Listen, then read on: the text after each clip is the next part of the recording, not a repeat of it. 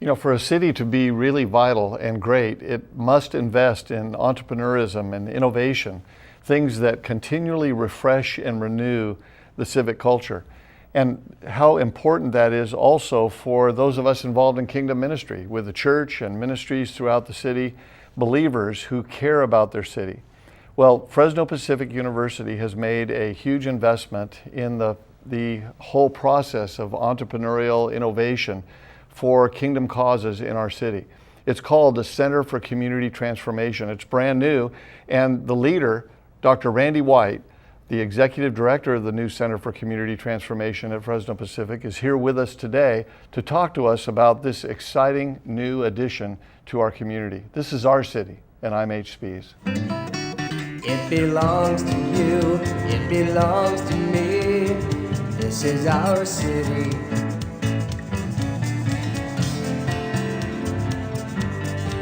To have you here on This Is Our City.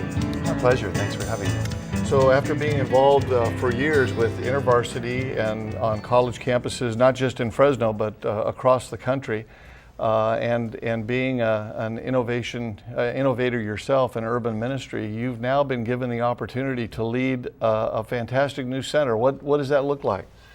Yes, well, it looks like the word you used, investment, which normally is a business word, isn't it?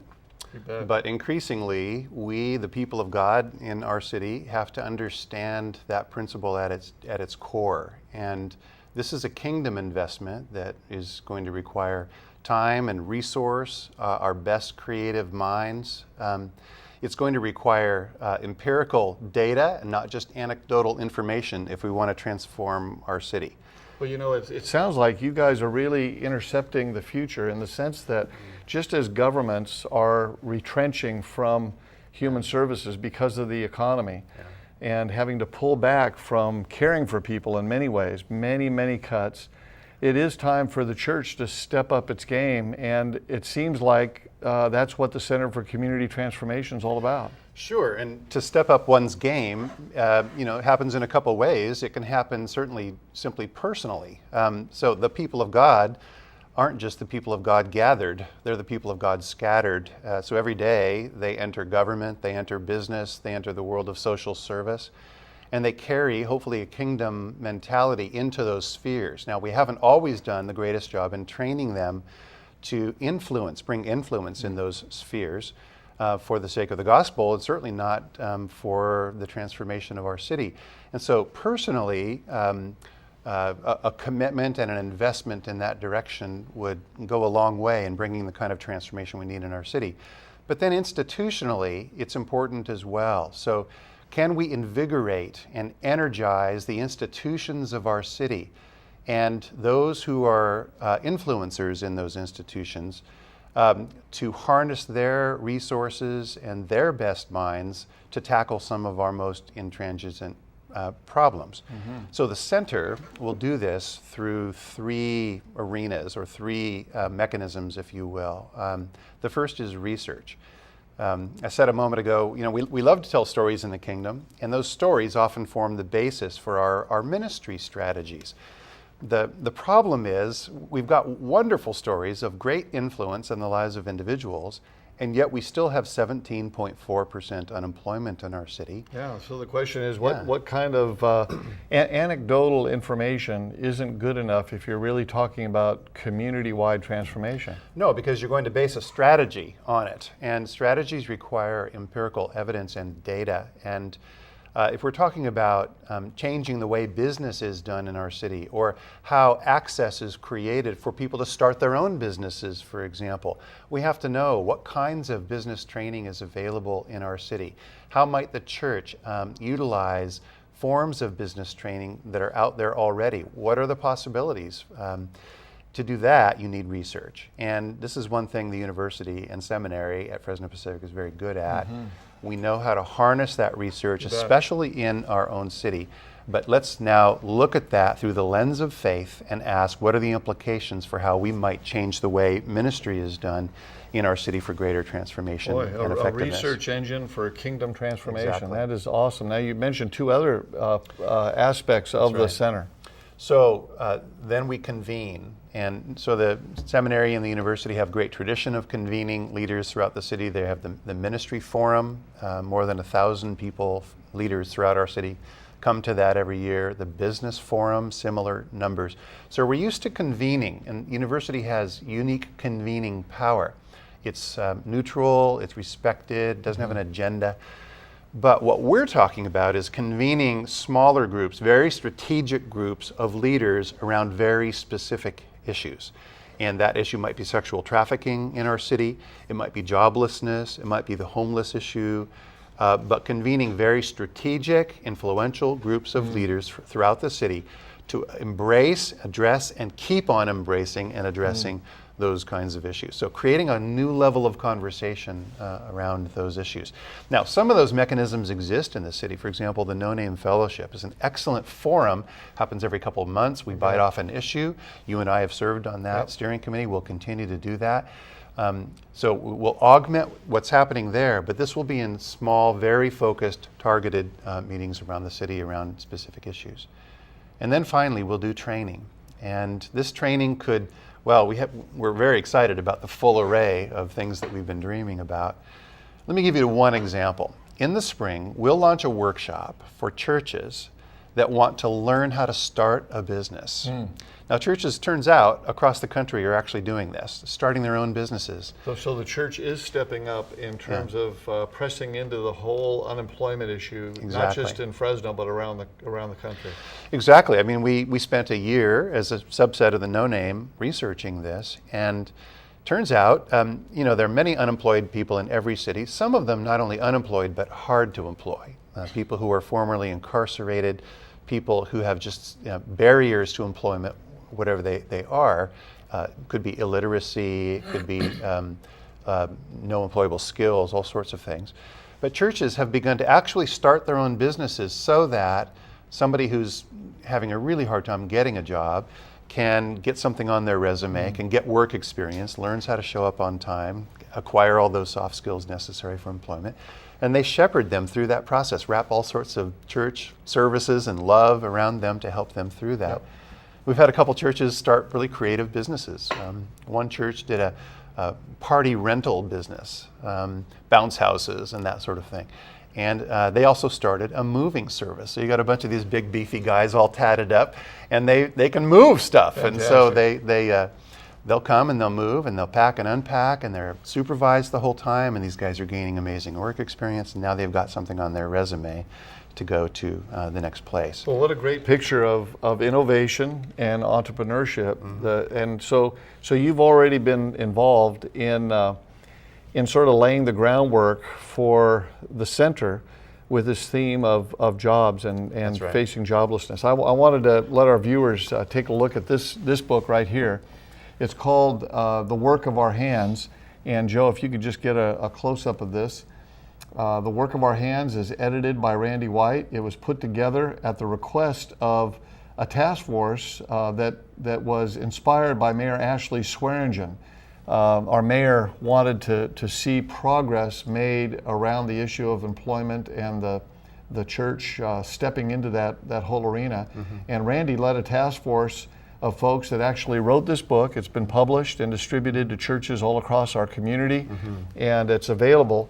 Randy, how could somebody get a copy of this book? Can they contact you and get a copy through the center? Well, they could, yes, or they can simply go to Amazon, and if they own a Kindle, they can download it for their Kindle, or they can go to the publisher, condeopress.com, and order it directly from them. Beautiful. So all of those ways. That was a year-long research process that began with the question, should the church be concerned about job creation? Is that really the realm of the church? Wow. And of course, we serve a Lord who says the earth is the Lord's and everything in it, Amen. Including our businesses, our livelihoods. Yeah. And so we spend some time theologically at the front end answering that question. Is there a biblical basis for church involvement in job readiness programs, job training, job creation? And there's a resounding yes, and I think it'll be a surprise to many people, and a very exciting one, actually. And then we simply examine models of churches that have done this, and why it's working and how it's working, and what people learned in the process. And kind of a fun chapter at the end, we we do a little what Disney used to call Imagineering. So the final chapter is a fictitious chapter written from the mayor of Fresno in the year 2035. Actually, it's a commencement address given to the Fresno Pacific University graduating class of 2035, talking about all the amazing changes that had happened in the last 30 years as a result of people waking up to the possibilities of transformation in their own community. Very, very hopeful. And the is. profile of the mayor is very unusual too. Mayor Pahua Vang, sure. We'll have a mayor, Pahua Vang, one day, I'm quite sure, and very excited about it. But the whole idea is we haven't begun yet to see what Fresno is poised to do. And we haven't even begun yet to see the power of God's people taking their place in the transformation of their own city through the power of business, but also through the power of collective action in all the sectors of the society. So research, convening, and training. And so obviously this is for pastors that are preparing to lead churches. It's for current pastors and workers in churches, but really the vision for the center is much broader than that. It's for any person who loves Jesus Christ and wants to see their vocation applied to community transformation. Sure, and I should say, obviously, also it's for master's level students at the seminary. So you have some of the best minds coming to Fresno Pacific, undergraduate and then graduate programs, and then the seminary as well. They're training future pastors and nonprofit leaders.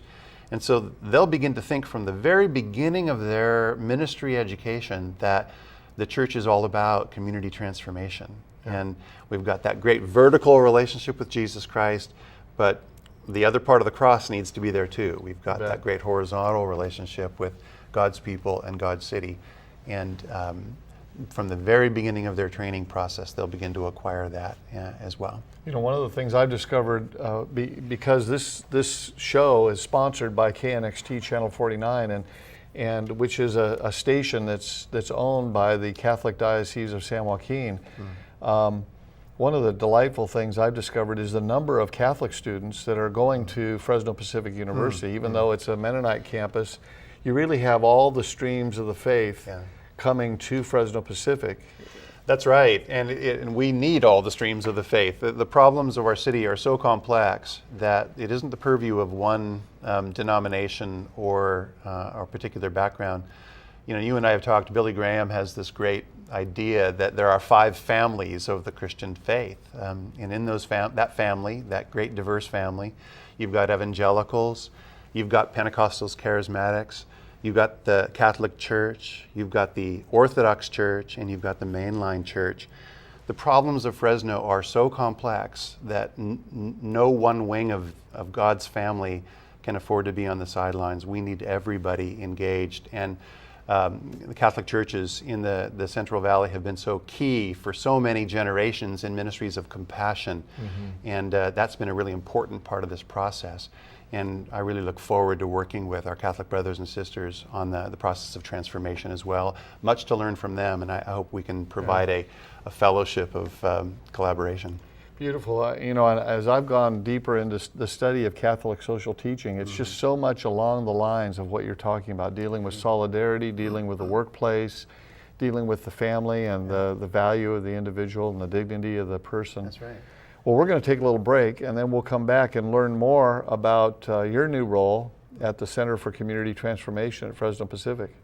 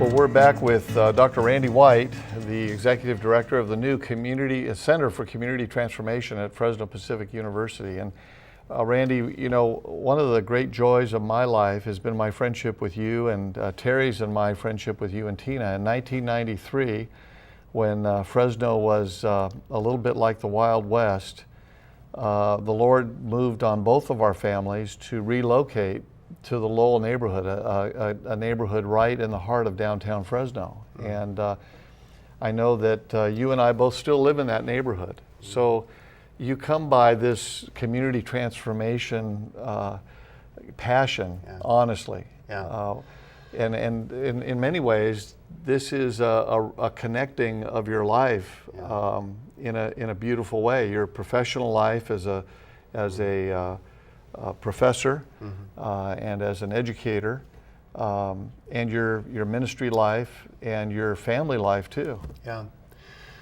It feels like a great privilege, H, to see the merging of both experience and knowledge here in my 50s, to see a whole new chapter, hopefully of fruitfulness as well.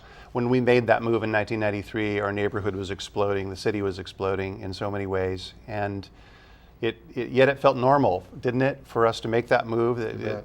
God was so much in that process that all that we were learning in our first year in the neighborhood that was so different than what we were used to, the threat, the sense of need, all of that felt so overwhelming. But in the last almost 20 years, amazing. Can you believe that? In Time that flies neighborhood. when you're having fun. Yeah.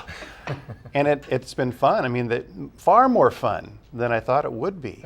And one of the reasons is we've been able to see firsthand actual transformation. Our neighborhood looks and feels different than it did 20 years ago in so many wonderful ways. And now there's a coalition of believers there who are part of that transformation. And so the birthing of the Center for Community Transformation isn't a theoretic experience. It's not an exercise. Really, it's an attempt at merging experience from the neighborhood and knowledge and research and data, which you have to do if you're going to make a long-term, if you're going to do anything more than dole out individual doses of compassion, as we've talked before. If you're going to do anything more than that, these two things have to merge. And so the birthing of the Center for Community Transformation is an attempt at those two things. And it's an exciting part of my journey as well. Now you've got two sons that are involved in ministry too. They grew up in the Lowell neighborhood. What's happening with Jameson and Joseph? Yeah, well, they've chosen vocational ministry. The number one question they get asked all the time is, well, what was it like growing up as a kid in that neighborhood? And in fact, I just saw them both this last weekend, and they're writing a book together on the effects of on children when parents make a decision to do what Tina and I did. And the assumption is that the children will suffer. And in their cases, all it did was dig their spiritual well, deeper. So my oldest son is a pastor up in Vancouver, BC, has a passion for the lost and for discipleship. In a very cosmopolitan, multi-ethnic city. Yeah, in a city that cares nothing for Christ, and that is his passion, to demonstrate a new way of seeing life and the relevance of the gospel in a post-Christian society. My younger son is the director of the Friend to Friend program for Youth for Christ here in Fresno, and I think he works on something like 8 campuses. And both of them talk about experiences they had in the Lowell neighborhood as being powerful in influencing their vision of what ministry is all about. And I know there are no guarantees. I know that other families have suffered from a decision to live incarnationally in an urban neighborhood, but in our case, God did amazing things in my sons as well as through them as well. Well, as you think about setting up this Center for Community Transformation, what is your hope in terms of its influence on young people, on undergrads, on graduate students, and ultimately our city? Well, we envision a region characterized by abundance and peace.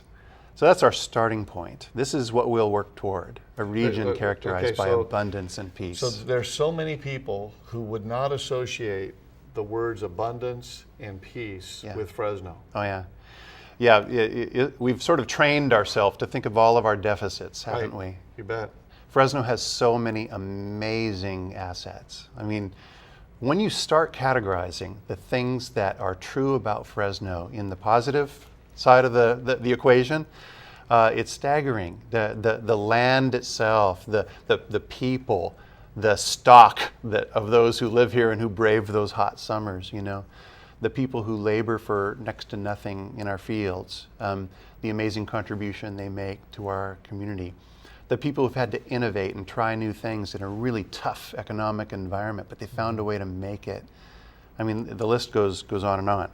So we envision that can be true, but for everybody, that everybody will have access to all the blessings, all the spiritual, entrepreneurial, creative blessings of our region. That's our starting point. That's a deeply theological concept. I mean, as you know, that what you just described, basically when all the systems and structures and gifts and assets of a community work for everybody all the time and nobody's left out, is sort of a working definition of what the Bible calls shalom, or peace. Exactly. Yeah, it's making things the way they ought to be. In people, for people, and between people. This is the essential vision that undergirds theologically the programs and the essence of the Center for Community Transformation. We plan on enlisting the energy of all the faculty, even undergrad faculty, to speak into the center to provide their solutions as well. John Kilroy in the business department is really interested in harnessing the energy of Christian business thinkers in thinking about community transformation in new ways. Same for Gary Gomez in education and in the seminary side of things as well. So there's a lot of excitement right now in the whole university and the seminary around the potential of the center. And ultimately, everything is focused on that vision of allowing this to be the region that God thinks of and sees when He looks at us. He sees potential. He doesn't see all the deficits. And so we've got some work to do. Well, when I've talked with folks who are leaders up and down the valley, there seems to be two futures for our valley. One is a default future. That's what happens if nobody does much of anything, and that future looks pretty bleak. It looks like the richest farmland in the world being gobbled up by strip malls and low income housing. Like San Bernardino, over and over and over again, from Bakersfield to Stockton. The preferred future, of course, is what you've described. It's sustainable neighborhoods and communities nestled up against the west side of the Sierra Nevada, precision agriculture, but also a diversifying economy that really begins to see flourishing and abundance take place. But to get there really is going to require the things that you guys are going to offer, research and a lot of people coming together and convening and training. That's right. But see, I think the resources are there. Back to the human assets of our city. I think one problem is, we have lots of people in church on Sunday, and the majority of the people in church on Sunday are thinking to themselves, I don't want to teach Sunday school. And I don't want to sing in the choir. Now, I love Sunday school and I love singing in the choir, and I hope a lot of people want to do those things, but the fact is most don't. They've voted with their feet. That's a very limited job description for the average churchgoer. Exactly. But I'm a guy who's got banking experience. I'm a guy I know how to grow, things in a garden. I know how to fix things. I know how to write a business plan. You got all these people sitting on Sunday morning wondering, what does my faith have to do with the way I spend the majority of my time? And if we can enlist that amazing giant in our city, there is no end to what we could accomplish in all our the dams in the Sierra Nevada that feed our valley water and generate hydroelectric power would not be able to match the power in the pews of the churches in our city. No, that's right.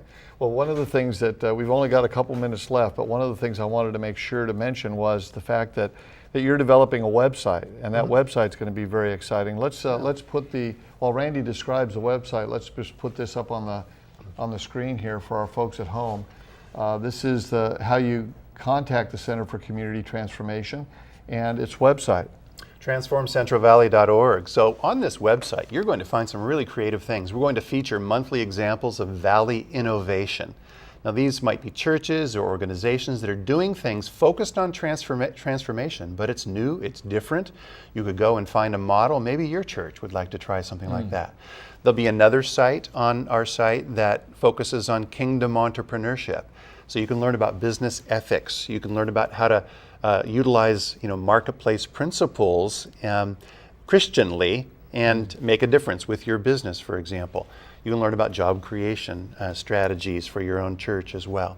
We'll have another part of the site called a transformational think tank. We'll have both local, regional, and national figures, people who really know what they're talking about, who have done it, so they're practitioner scholars, and they'll be able to feature things that they're learning as well. So you'll be able to enter into a discussion with some pretty sharp folks who know what they're doing, know what they're talking about, and that'll stimulate more conversation as well. So a website that is like a supermarket of ideas That's right. for innovation and entrepreneurship. Sometimes you go to websites and it's mostly a brochure for the institution.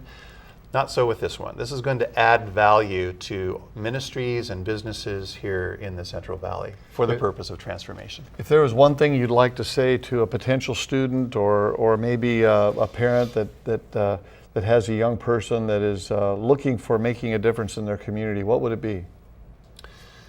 I think the idea that we haven't yet seen the new mechanisms that the people of God can create when given a little bit of space and a little bit of encouragement and some stimulation in that process. We haven't yet seen that as possible, or what's possible. And so my encouragement would be connect them. Beautiful. Get connected to someone who can stimulate that kind of thinking. Beautiful. Well, thank you, Randy, for being here. Dr. Randy White, the Center for Community Transformation, Fresno Pacific University, making a difference, connecting people to transform our community. This is our city, and I'm H. Spies. It belongs to you, it belongs to me. This is our city.